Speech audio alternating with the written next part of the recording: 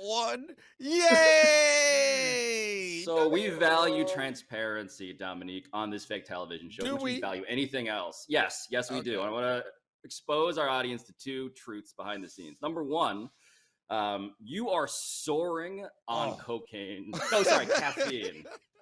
Caffeine right now. You are soaring on caffeine. Man, caffeine is a drug, kids. In case you did not know it, man, you have a little too much of it. Woo! Make for good content. The second truth is that you needed that injection because you have been arguing and talking about Jeff Saturday all day. And when we talked about this on the conference call, you were exhausted, but I'm glad to hear that you have your energy back. And I want to know like what you're still tired by and what we really should get to, because I have not talked to anybody about this. And Shout out Bean Water, baby. All right. So I'm very exhausted by all the conversation around the fairness of this, which it's not fair. I guess fair is the wrong word. It's important that we bring this up anytime we're talking about it, because we should not allow this moment to go by without pointing out how like it feels unfair to all coaches. And I know we focus on the minority coaches in this situation, but it feels unfair to all coaches to have somebody like Jeff Saturday, someone whom I actually love. Like he's a real close friend of mine, someone who I went through CBA negotiations with, and he's one of the people I trust more than anyone in this world. But that bias that I harbor inside me, I have to try to set it aside and honestly look at what happened. And he got the job because his homeboy owned the team. And he doesn't have any coaching experience. And I don't blame him. Like if somebody called me and say, hey, want to head coach a football team? I'll pay you something with 2 commas in it. Hell yeah, I'm going to do it. And I'll deal with the criticism that comes along with it. And to be fair, I also think that Jeff will do a great job. He has a lot to learn. And I think Jim Irsay put him in a tough situation, because not only does he have to learn about being a head coach, he has to he has to build relationships, not only with the players, but with the coaches who he leapfrogged over. Yes. Yeah. So Absolutely. If you haven't been following all the intricate details of this story, there are 2 guys on the staff who were head coaches in the league before. They now work for Jeff Saturday. There's also Reggie Wayne on the staff, who was active coach on the staff, who has a resume that's just as impressive as far as a playing resume is concerned. That's just as impressive as Jeff Saturday. He jumped over him too. So I suspect that all these guys are going to say the right thing, and they probably will behave the way you would expect them to behave, but they're freaking human. There has to be some part of them that's like, what the hell? And that's the part I'm tired of talking about. So I just laid it all out there. Ask some questions, make me talk about it some more, please, Pablo. You're more than getting some questions here. I'm going to ask you several probing questions, because I do think, by the way, we'll get Izzy on the show in a second to talk about the NBA. Ooh. That's coming too. Just as Can't wait. A little tease, a little carrot at the end of the stick. But before I take that stick and beat this dead horse with it, I do want to ask about Colt. You missed an opportunity. You missed one. Dead Colt. And by the way, the Colts are effectively dead. They're 3-5-1. They're terrible. This is not a good job. But I find this all interesting because it's kind of isolating and controlling some variables. We're making the general conversation about hiring in the NFL, which I know you care about, which we talk about all of the time. We're making it intimate and real, and we're testing some of our principles, right? Because on the one hand, Jeff Saturday is a guy with zero college or pro games on his coaching resume. He coached in high school, to be fair to him. Mm-hmm. But the race aspect of this, Dominique, I just want to spell that out very clearly. Right. What does not bother you about this hire, given that this logically on the internet seems like a thing that should, absent the relationship and the friendship and the love, it should allegedly bother you? Oh, no, don't get me wrong. It is bothersome. It represents all the things that are wrong with this process. Jim Irsay represents the same decisions that so many other owners make, as they hire someone whom they are comfortable with, rather than hiring based on qualifications. And to be completely transparent with you, I don't mind the out-of-the-box thinking that would lead you to believe that someone like Jeff Saturday would be successful. I just also recognize that when you step outside of the box with your thinking, it's rare that Black people will benefit from that. I also do find it very like Sean McVay's an example of it. Cliff Kingsbury's an example of it. Staley's an example of it. These are all guys who hadn't like necessarily paid their dues type of guys in the ways that you expect them to, and then they got jobs. Some of them succeed, some of them fail. So I don't think that it's a terrible idea. I just think that this is a perfect like distillation of what's wrong with the decision-making process. I also find it a little bit hilarious that a lot of white coaches feel like black coaches right now, where you're sitting around like, I've done more than this. Like I've had more success than this guy, and now how he get the job? Oh, because he friends with the owner. Like it's a little part of me that's like, well, yes, you but see? by the way, but this, that's an amazing point, but it also sort of sheds light on what it sheds light on the complexity of hiring fundamentally, right? Because something that we want to make hiring all of the time is a systemic thing to deconstruct and to impose our principles on and to improve systemically, right? But in the end, it's always some hiring some guy that he likes, right? Like fundamentally, it's always down to one guy making a choice and picking somebody. And the reasons we want to be ethical and principled and fair and open to all of the diverse possibilities in sports and in life, but it's always about one guy saying this is the call that's the right one right now. Yeah, I mean, we're human. We have relationships. I'm going to root for the Colts harder than I've ever rooted for a team that I am not affiliated with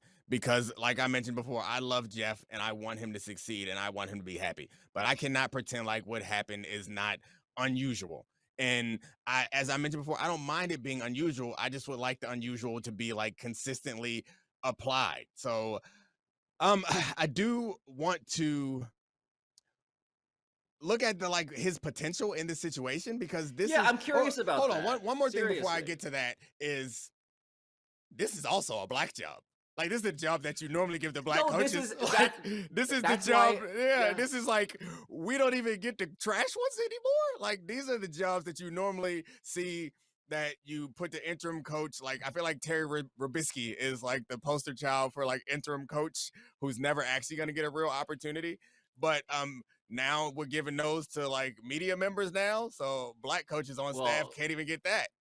But we will talk about the media aspect of this, I think, in a second here. But you mentioned that this job is unbelievably hard because the team is so bad, because the owner is a guy who is willing to make this sort of a hire, which is sort of an indictment in the same sort of handshake that you're getting a compliment in. But the potential of Jeff Saturday, who all of the smart people I like at ESPN love. What should we know about what he is walking into and what he could do once he gets there? So I think we already know that it's going to be an uphill battle because of the talent situation, or not even the talent situation, the situation with the way the roster is constructed, which is on Chris Ballard, who's the general manager, who's still there.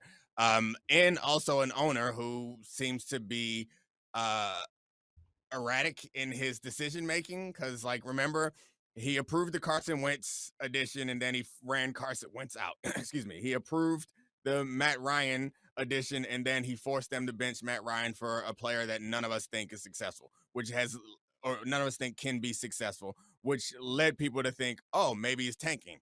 Then he goes and hires a guy who doesn't have experience coaching, which also leads people to think, oh, maybe he's tanking. So I guess while also warring with Dan Snyder, right? Like there are levels to what's happening in Jim Irsay's life right now. Jim Irsay is having himself a year, boy.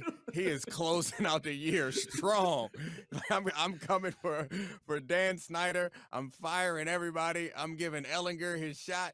So heat checks, series of heat checks from Jim Irsay. Just half court shot after half court shot. He's not even waiting for the shot clock to wind down. So it depends on how you measure success. His Jeff Saturday's ability to succeed. One thing I know about Jeff is he's gonna run the ball. There are a few things I think after his family and maybe God, running the ball is a core tenet in his life. So look out. The Holy Trinity. Raiders put 11 in the box. Trust me. They're going to run it on 1st and 10. All right. So all that aside, I guess success is based on expectations. So the expectations for Jeff are very low and should be very low. This team is not without talent. They were my pick to win their division before the season started. They were a lot of people's choice. Good pick. Yeah, terrible pick. A lot of people's choice last year to make, they were like the stealthy Super Bowl choice. Like they're gonna sneak into the playoffs and give people hell because they got a great offensive line, a great running attack, and Carson Wentz can get hot, and talented defense. They add well, then last year they ended up losing to Jacksonville and not even getting in the playoffs. And then this year they add Matt Ryan and Gilmore, another defensive piece, and you're like, oh well, they're lining this thing up again to make a run, and it's all falling apart. So there's a chance that Jeff could have some success that would surprise people, because a lot of the infrastructure, there's not enough time to change the things that are happening around there. Like it's not going to be a fair assessment of Jeff Saturday, NFL head coach. But there's something to be said for what foundation Frank Reich has already instilled, because that's like essentially they're going to just be behaving the same way they would if Frank was still there, except now they have a bigger Frank there on the sidelines with much prettier eyes making these decisions. He has piercing blue eyes, and he's Oh. also a lot smaller than he used to be. But Alabaster wants to be bigger than he's been in this conversation. So what? Well, your talk about expectations made me think about something. Who has more pressure on him this weekend? Jeff Saturday or Josh McDaniels? Because if Josh McDaniels loses to Jeff Bleeping Saturday, he's the worst coach ever. That's amazing. Oh, and he's the coach he's the reason why Frank Reich got hired, because he accepted he accepted the Colts job and then backed out of that, and then they were scrambling. What a white guy move, by the way. Gosh. Not to make it super on the nose, but like the idea that I have so many jobs. I don't even want the job that you offer me. I want the one that I had before, because I got a better job promised to me secretly, allegedly. He had a failed stint in Denver, and then was still a highly coveted head coach. So coveted that he was like, give me that. No, I don't want that. Take it back. I'm gonna wait around for something better. And now he's out here ruining things in Las Vegas. And my God, I want nothing more than Jeff Sunday to pull it off. So the other part of this conversation that makes me laugh very hard is the idea that it is a real pipeline that we got, Domonique. Oh. From your television screen right into the jobs that really matter. And I came into this job as, journalist guy. And I was always like, man, these people hiring, they clearly know stuff that we never would in the media. And all I get from observing how sports works lately is they watch TV. They want to hire the people that appear in their magic box. To be fair, though, there are guys like Jeff and like Louis Riddick's name comes up a lot. And like, put all that aside, one thing that I know is being on TV carries a huge amount of like cachet. And I was surprised. I got out of the league and I worked really hard to get into business school and go to business school because I thought that if I walked around and told people that I had a Harvard MBA, it would get me the credibility that I wanted outside of being an athlete. I did that. It helped a little bit. And then I like fell ass backwards into being on TV. I cannot tell you the number of opportunities that come my way because something about being on the magic box makes people think that you are like, I don't know. If I could, can we fusion dance right now? Because that is literally the story of my life. Just like what you think matters in the world of sports credibility is being inside the magic box. Yeah. And who else is following him?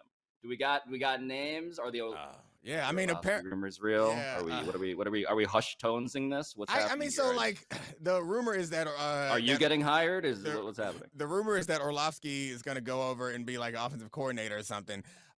My guess is that's ridiculous because Jeff is an interim coach. He's not going to build out a staff. Like maybe if he finishes out the year and they hire him full time, then he can build out a staff. Maybe Dan will be a part of that staff, but he's not going to like drop his TV gig and go over there to do this right now. I don't see how that works. Talk about resentment. They mad at Jeff. If Jeff starts filling out the rest of the room with TV personalities, like what role will you play? Well, first of all, I will coach special teams. Fine. Twist my arm. I'll do it. Oh my gosh, I'm tempted to give you a special teams quiz, but I don't want to ruin your credibility. You'd be a great special teams. I'd bust that wedge. There you go. Alabaster? Wedges have been outlawed in the NFL for many years now. So we took this opportunity to build out the Colts Ooh. coaching staff. Wow. So we're Ah. thinking Rex Ryan, defensive coordinator. We'll let Orlovsky be the offensive coordinator. That's an actual coach. Okay, Yep. this is a We've got- lukewarm take so far. We've got Foxworth coaching cornerbacks, Ryan Clark coaching safeties. I We don't got- accept. We've got Randy Moss actually playing wide receiver for the team because he's an upgrade over Paris Campbell as number 2. Oh, you're actually trying to build a staff. Okay, Yeah. continue. We've got RG3 playing quarterback. This is not And there we nearly as go. much It's fun. the Colts. I thought you were going to make a joke out of it. You took it seriously. What's going on? And first of all, I'm not coaching cornerbacks. You give me all the DBs or nothing. I'm out of here. Otherwise, Chris Russo's taking that job. Yeah. Oh man, I think that we somehow made that topic that I've been beating all day feel alive for a moment. Thank you, Pablo. And also thank you, Bean Juice. The peak continues. Domonique Foxworth still vibrating from caffeine. Izzy Gutierrez in Miami, threatening to outdo everybody here. Gotta look, Cafecito. I drank there most it of it, is. but I saved a little bit more for the air. Alabaster, it is your time to join us. That's right. We get to talk about a team that's gone south very quickly, the Los Angeles Lakers. Early in the season, we thought they should trade Russell Westbrook to become a contender. Not enough, my friends. Now it's being rumored by Stephen A. Smith, Bill Simmons, Kevin O'Connor that maybe, just maybe, their precious Anthony Davis is on the trade market. My question, should they do it? Should they ship out AD in LA? So we just did a topic about how media members are infiltrating the NFL. Media members have also quietly been doing the same thing in the NBA. I want to give this topic credence only on that level because, like the Anthony Davis thing, right? It starts off as gossip, but the underpinnings of it, like, Izzy, the dude is a terrible jump shooter who no one thinks can stay healthy, who has been riding the wave of a bubble title. A bubble title, Izzy. Yes, Against the Miami Heat. A vital. And also the fact that he got named to the top 75 all-time team. Yeah. But this makes sense to me, man. Trading AD makes sense to me. Well, you know what else he's been? He's been the Lakers' best player this year. And so the Lakers are sort of operating under this sort of idea of they're kind of a rebuilding team, but nobody's telling the players. Because they're everything about them says rebuilding except for the roster and the salaries. Because the type of team that they have is just not to win. It's older guys. And so the idea of trading Russell Westbrook to create it into contender, we all knew that was just nonsense. You weren't going to take a average to below average player who's way overpaid and somehow fill out your roster. So do you think that you're going to do that with Anthony Davis? Because what you need to get back in order to even be some semblance of a contender is somebody who protects the rim and rebounds the way he does. And then somebody who's still young, sort of superstar-ish, who can carry your team, because LeBron does not look like he can carry a team over the course of a season, over the course of the game, even sometimes. Russell Westbrook certainly can't. The rest of that roster certainly can't. So who are you getting back for Anthony Davis, right? So what is trading Anthony Davis really saying? Trading Anthony Davis isn't saying we're going to get back in contention. Trading Anthony Davis is saying, hey, we're going to pretty much tear this down and try to build it right back up real quick. But you can't do that if you are the team that is the most vain, the most image conscious in the league, more so than the Knicks. And you can't do that with that team that has LeBron James on it, because LeBron James isn't going to sit through even the quickest of rebuilds if you trade him. So what does it mean? If you're trading Anthony Davis, you're probably looking to trade LeBron James too and just tear it all down and then start back like that with all these draft picks. Because that's, even if you take this year, you're not getting your own draft pick. It's going to the Pelicans. Right. So you almost have to redo this whole thing if you're ever going to sort of bounce back from what looks like a disastrous build at the end. So you did an excellent job of walking us through that thought process, which that thought process is something that I'm sure LeBron James has walked himself through already. And Yes. we know that AD is a part of his agency, and we also know that big decisions in LA seem to have gone through LeBron to some degree. So that leads us to the question: is this something that LeBron wants? Does he want out? Does he want AD out? Because I don't think that AD trade rumors get out unless LeBron wants it out. And I'm guilty of something that I like accused a lot of other people of doing, is like blaming LeBron for all the front office things. But rumors like this, I think it's fair to assume that there's no benefit for this to get out. Rob Pelinka doesn't want this to get out unless LeBron thinks it's okay. So is that the move? And where does then we get into speculation about the offseason, because LeBron can't be traded until the Right? offseason, which is like so far away. But if the question is, you can send AD somewhere to rebuild your roster, you would need to staple some first round picks onto that to make that happen. You ain't got none. So what are you really, or none of any value? You don't have any draft picks of any value. So I don't know how this is like a feasible strategy unless they are going to accept that they are in a rebuild, which, like you mentioned, LeBron don't want to be a part of that, or does he? Well, okay. Well, so two things to catch up here, right? They do have the picks that they've been dangling in front of the Pacers, right? The 2027 Alabaster and 2029 picks, which are obviously not about right now. Those are the ones that would get theoretically Miles Turner and Buddy Hield. But the second thing of like, we are just being so polite to the Lakers right now, I think. Given the fact that the reality is that they're unbelievably terrible. They have the fourth worst record in the league. None of us think they're actually good at this point. Anthony Davis is as described. LeBron James is unfortunately now as described. We're kind of like, how do we not tell Grandpa that his favorite show got canceled? It's like, yeah, sorry, man. Like, we gotta just is that an analogy that people relate to? Yeah, I want. I mean, yeah, I understand what you're going for. But maybe grandma with the novelas. Maybe grandma with the novelas. Grandpa's show, right. I don't think so. Her favorite stories, right? Her favorite stories are fake, okay? And the Lakers, likewise, claiming to be shooters, they're 29.1% from three. They are dead last in the league. I am at a place where I just don't think that even my Lakers-obsessed friends are like, what can we get for Anthony Davis at this point? It's just a matter of, is this iceberg that they're clinging to worth clinging to? And my answer is no. And let's fast forward that hypothetical real quick. Let's say they do get out from under Anthony Davis and basically announce to everyone, hey, we're rebuilding. And it's like LeBron can't get out of there fast enough. What does that do to the Lakers as a franchise? Yes, they're in LA, which is always going to be an attraction, but we've already seen them sort of mess up like the Kobe Shaq thing. They couldn't really fix and keep them together the whole time. Obviously, they mess up stuff all the time. With this situation, if you sort of run LeBron out of town and only get one championship with him, and he's been here longer than he's been with the Heat already, so it's just, what is this going to do to the Lakers? Is it going to be one of those long-term situations where free agents maybe don't want to go there? Or they're going to have to get lucky in the draft and get themselves, a Victor Wembanyama or an Eamon Thompson or a Scoot Henderson or something like that, and then just sort of build again. This is quite the decision for the Lakers if they go full, just over the cliff and say, all right, Anthony Davis, this experiment's over. We'll just see what happens with LeBron after that, because it feels like we've just maxed out at our championship.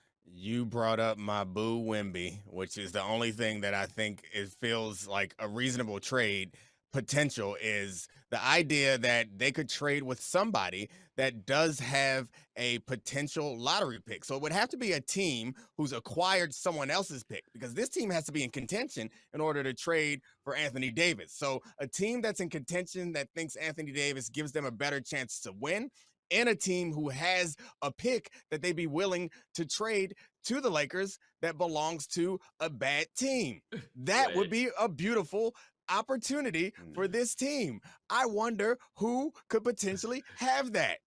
Do New Orleans Pelicans have the Lakers pick?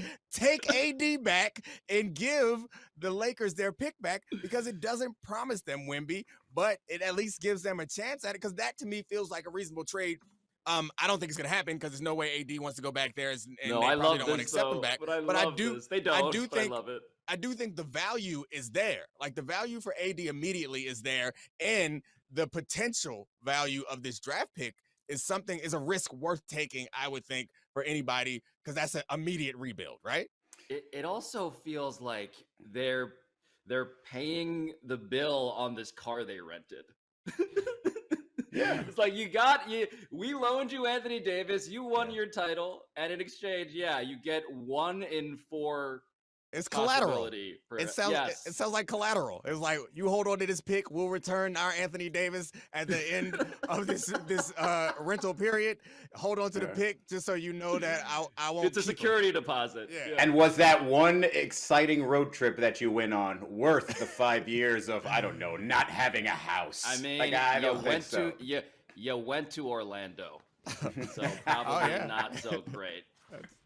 Good. Can I give I think you the another Bulls, one? by the way, if I can give you a team, I think the Bulls can convince themselves that they're a big man away, and he's a Chicago guy, Anthony Davis, so maybe big city. Chicago Bulls, although they owe their first-round draft pick next year if it's in the if it's out of the lottery, they owe it to the Magic. So.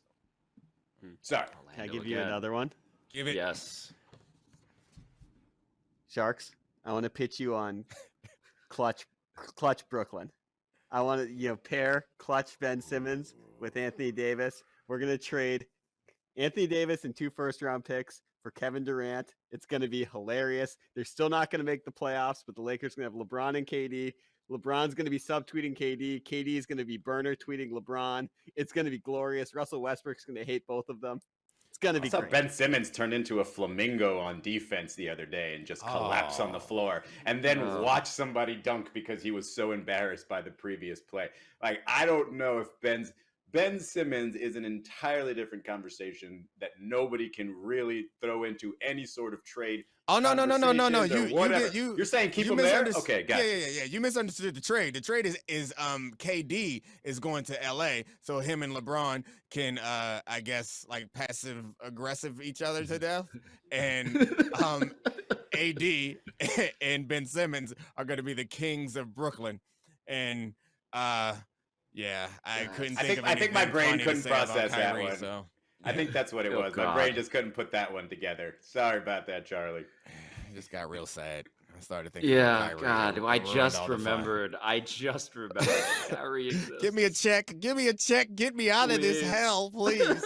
Thank you. Those are the teams. Otherwise- though. The teams like the Bulls, the Knicks, the Hornets, the teams that are just desperate to get back into real contention and feel like they're a slight upgrade away. Those are the ones who are going to try to convince themselves to put together a package for Anthony Davis. And that's the one that, those are the ones that the Lakers are going to have to really decide if it's worth sending this down that mountain. The Lakers probably just get Kyrie as a throw-in at this point. They probably. Oh God, no.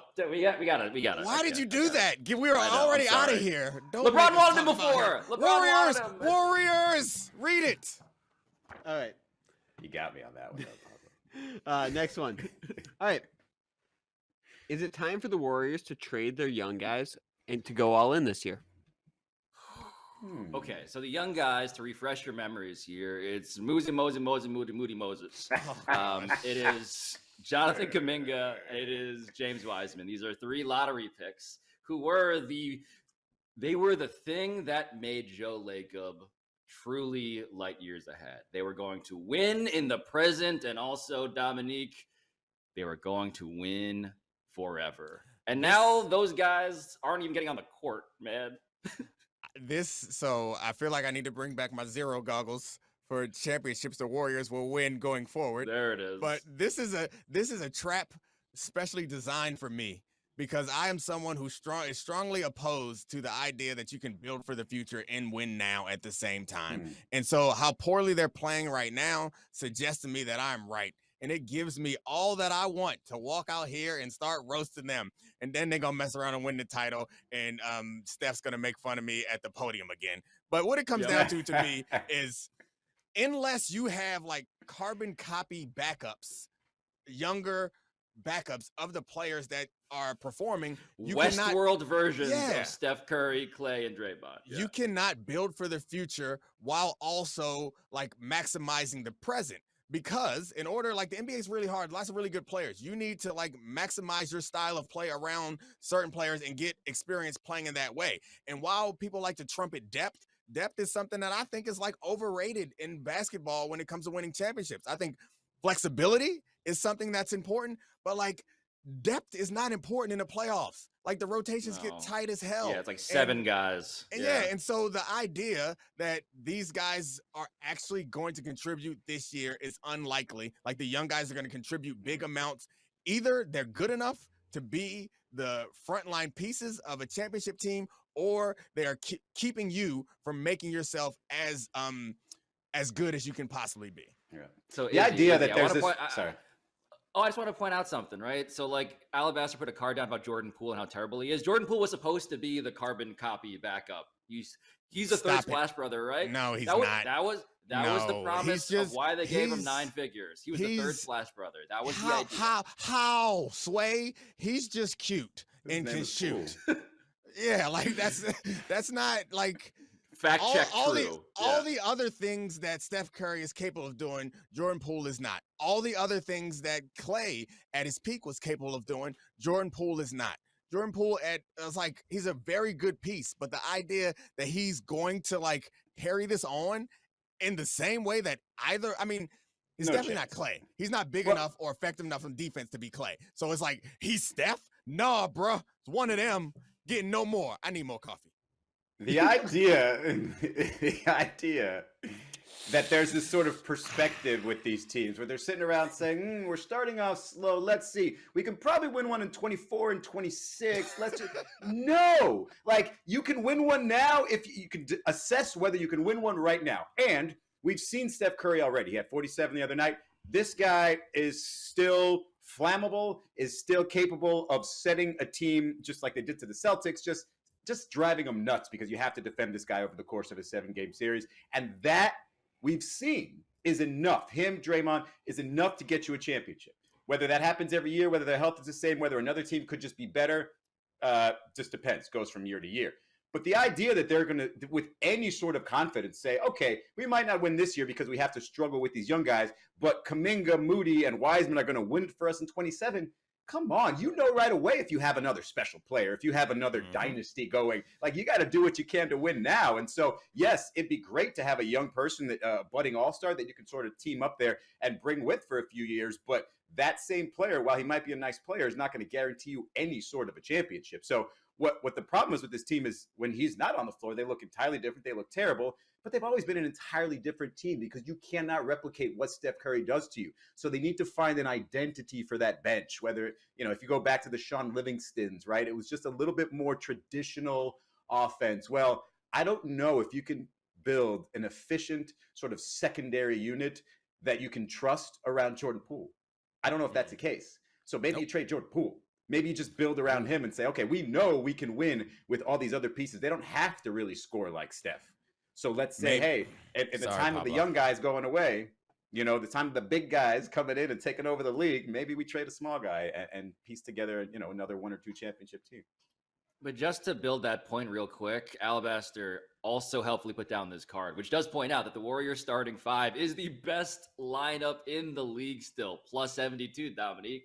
And so, like, I believe, but I do believe, I agree with you guys fully on this, right? You maximize Steph Curry, whatever it takes. Maximize his career. Do not hedge for the future if you're taking away from his present. That's the only principle I want to follow here. Yeah, so I think it's kind of too late because, like, they should have traded Kuminga and Wiseman when their stock was high, when they could have gotten an all-star, when they could have gotten Pascal Siakam. Yeah, my God. These are things that they should have done back then when they were being arrogant, saying that they could do both at the same time. So is Steph Curry good enough to put this team on his back? Like, crazy things happen, injuries happen, whatever, things happen. Yes. But is it I feel like your responsibility to like do the best you can when you have a player like that throughout the course of his career? Like, the idea that they think that they're going to find another one of them, to me, is crazy. Like, you don't win titles without one guy like that. It's a really hard guy to find. And so maximize it while you got him, because I don't know. Well, a couple things too.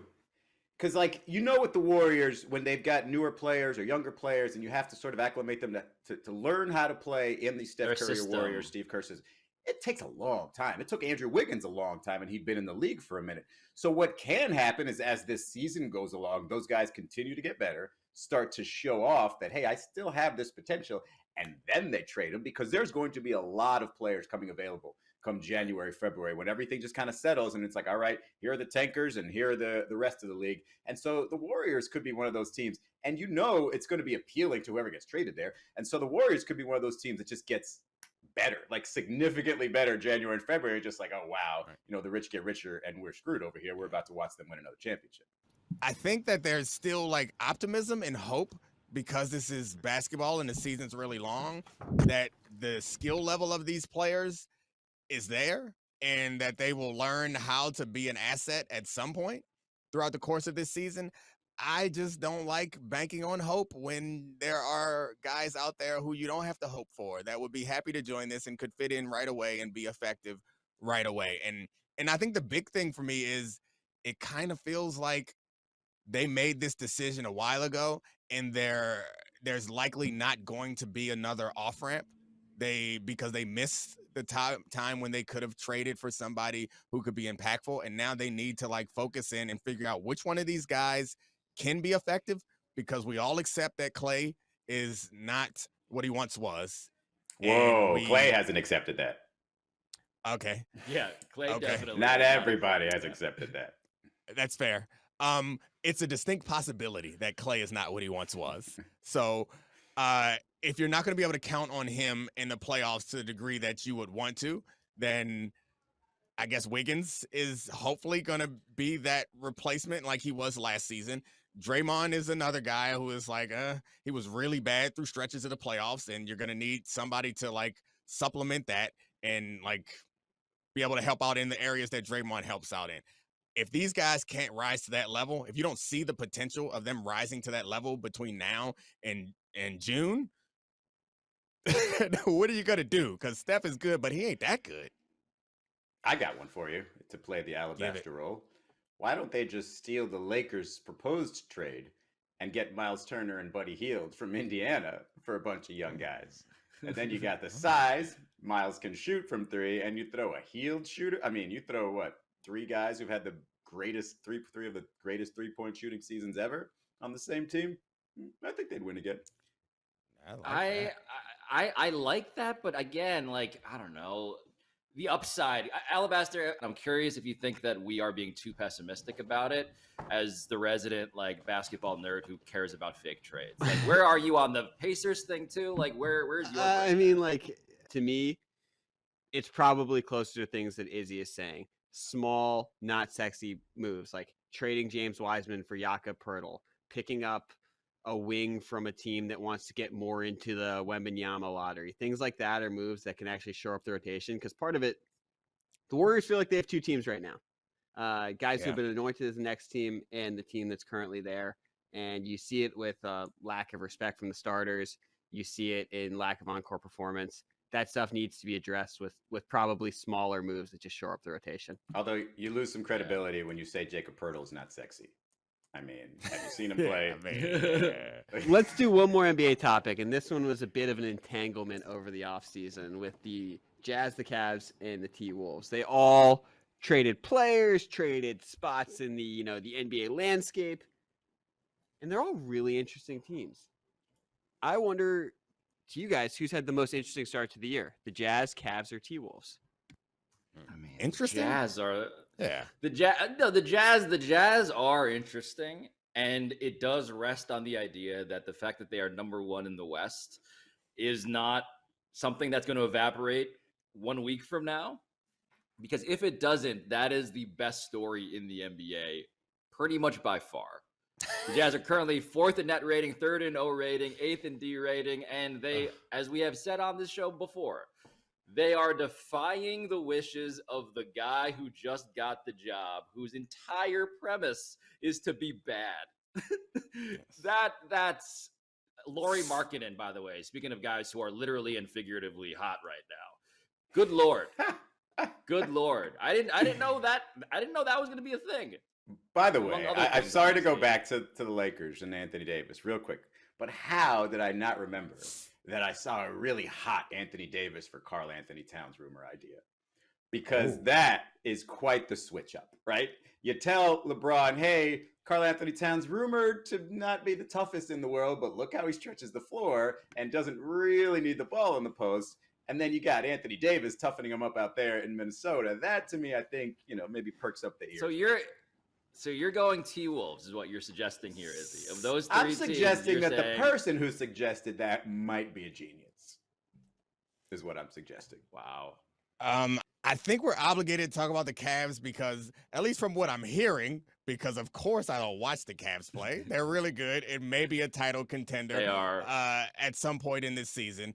However, like the T-Wolves going all in and making a trade that we all thought was too much for Gobert, and now being terrible and having Edwards seem like he's just in open mutiny on the court, just standing still in the way of a play, like suggests something that is much more interesting at this point of the season than being outright good. So I think I have to go with the T-Wolves from an interesting standpoint right now, because there's a lot of pressure on there, and we pretty much anointed Anthony Edwards as one of the next guys last season because of his playoff run, his highlight dunks, and his just maturity, at least on court maturity in big moments. We're like, all right, they got a guy. Let's build up around him. And now it is just a mess. God, yeah, Edwards is this quote, Izzy. They're playing soft, all that stuff. Yeah, not good. Well, and this is sort of my main concern when I thought of Minnesota, right? I knew they were going to get better defensively with Rudy Gobert in there, but 2 things really had to happen if they were going to be good. They were going to get better defensively with Rudy, so he's going to block shots, but he's also going to gobble up rebounds, okay? And Anthony Edwards had to be more of an aggressive scorer, more of a collapse the defense. So that means higher usage rate. Both of those things take numbers away from Karl Anthony Towns. Takes his rebounds away, and look it up. I don't think he's averaging double-figure rebounds for the first time in a while. And his shooting percentage, not great, probably because he gets a little antsy when he's touching the ball these days. And so I don't think if those things continue for him, if he can't find his sort of standing as the guy on this team, Cat, then I think there might be, it's never really going to mesh. They're never really going to vibe. I don't consider that interesting. I consider what the Utah Jazz are doing as crazy interesting because you just don't see that. And I know it's early, but we're 11 games, 12 games in for them. And they've just got a smattering of good players that just found a way to play well together. And there's somebody named Walker Kessler on their team who went to Auburn, who's a 7-footer who's been playing lately. I don't know who this guy is, but they just randomly have a bunch of people. Yeah, and they're just go and play and stress-free, pressure-free. And there's a lot to be said about that, especially for guys who have never been sort of lead guys but believe they're fully talented and can do that. You give them a green light, it's cool, watch me. And then, sometimes they can put on a run like this. I don't think this is going to be sustainable, and I think the Jazz are probably going to have maybe some weird random injuries show up all of a sudden if they are kind of good. I hope it's sustainable. I sure hope but it's the more sustainable. interesting of the 3 to me. Nothing would make me happier than the Utah Jazz trying to tank the season and ending up the number 1 seed in the playoffs. Oh, but here's what's going to happen. All that's going to happen as we enjoy the roller coaster that is our distaste for Danny Ainge. Understandably a great ride. They're going to, let's say, remain a top-ish seed in the West. Let's say they remain a top 4 seed in the West. Maybe they remain a top 5 seed, whatever, top 6. They're in the playoffs, right? They're not going to win the title. Yeah. And so what are they going to have at the end? They're going to have Lauri Markkanen and Simone Fontecchio and all of these dudes. What a ride. And then they're going to be like, what happens now? And it's they come back now. You get more of it. They have a bunch of other people's picks too. So no matter how well they play, right? Don't they still have a bunch of other teams' picks? They could still end up in the sweepstakes where they want to be. They got the T-Wolves picks, yeah, for that Gobert trade. Yeah. They got, what's this? Houston, Brooklyn or Philly, right? Minnesota, unprotected. Yeah, so they got some picks. They could be the number 1 overall and still end up with Wemby. But I don't know. I don't hate Danny Ainge as much. You said distaste for Danny Ainge as much as I just have a distaste for openly tanking. And I don't want tankers rewarded is basically my issue with the Jazz and why I want them to win all the games. And I hope they don't. Distaste for Danny Ainge is greater. Yeah, definitely greater. I don't like. I think what's going to happen is they go on 1 4-game losing streak, and it's all right. It's time to sell off all these last pieces that we haven't sold off yet. And I think that's where it's actually benefiting Utah right now. Everybody's, oh, they're winning too many games. Give it a couple of weeks, and when they start being terrible, then you're going to, 2 months from now, you look at the roster and it's going to be unrecognizable. So give them time. Give them time. The tanking has just begun. Give them time to acquire Russell Westbrook. Yes. That feels like it. Oh, we're trying to win. We got Russell Westbrook now. Trust me. All right, I'm crashing, guys. The caffeine. I know. Oof. You may have noticed the. By the way, that curve of Domonique's energy kind of looks like Russell Westbrook's offensive rating. Not time. nice. Just huge spike followed by a giant crash. Tired now. He's so sleepy now. Yeah. That's funny how that works so quick. I ran out of caffeine. It's like it truly is like a toddler. It's like you spun around in circles with us. It was great, and now you're dizzy and you need to lie down.